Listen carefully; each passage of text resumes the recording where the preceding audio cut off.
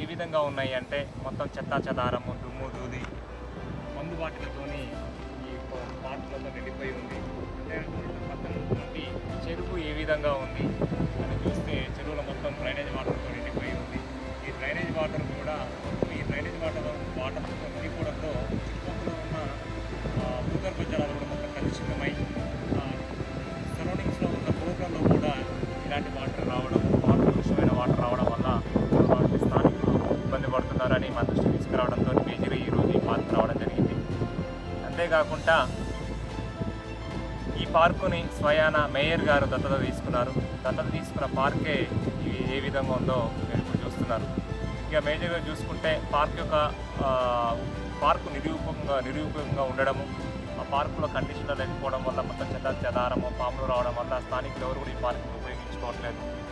అదేవిధంగా చూసుకుంటే ఈ పార్క్ ఏమైనా అమౌంట్ యూటిలైజ్ దీన్ని అలాట్ చేయలేదా అంటే గత 8 years బ్యాకే 1 crore రూపీస్ దాదాపు 1 crore రూపీస్ అలాట్ చేసి దాన్ని సుందరీకరణ కోసం చేశారు. మరి ఆ 1 crore రూపీస్ సుందరీకరణ ఎక్కడ ఉందో మాత్రం ఎవరికి తెలియట్లేదు. ఇక మేజర్గా చెప్పేది ఏంటంటే ఇలాంటి ఒక మంచి లేక్ని గ్రేటర్ హైదరాబాద్లో నడుపుకుంటున్నటువంటి గ్రేటర్ హైదరాబాద్లో ఇలాంటి లేక్ని మొత్తం కూడా మొత్తం నీట్గా క్లీన్ చేసి నేను బోటింగ్ పాయింట్గా పెట్టి స్ట్రీట్ వెండర్స్కి ఉపాధి అవకాశాలు కల్పిస్తే చాలా బాగుంటుందని స్థానిక కార్పొరేటర్ గారికి, ఎమ్మెల్యే గారికి, అదేవిధంగా ఏజెన్సీ అధికారులకు మేము రిక్వెస్ట్ చేస్తున్నాం.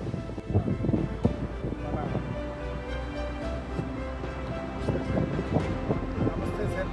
భాగంగా ఈరోజు ఏర్ల చెరువు మా ఇన్ఛార్జ్ మాధవరెడ్డి గారితో కలిసి తోటి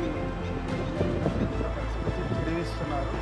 ఇక్కడే పడిపోతున్నాయి. ఇక్కడ పర్టికులర్ మెయింటెనెన్స్ పెట్టకపోవడం శోచనీయం. మన చందానగర్ డివిజన్ 100 కోట్ల ఆస్తులు కూడా ఒక వాచ్మెన్ పెట్టిస్తుంది. సో ఇప్పుడైనా సరే అధికారులు త్వరితగతిన చర్య తీసుకుని దీనికి ప్రాపర్ మెయింటెనెన్స్ పెట్టకపోతే అర్థిస్తున్నాను. Hafeezpet general secretary.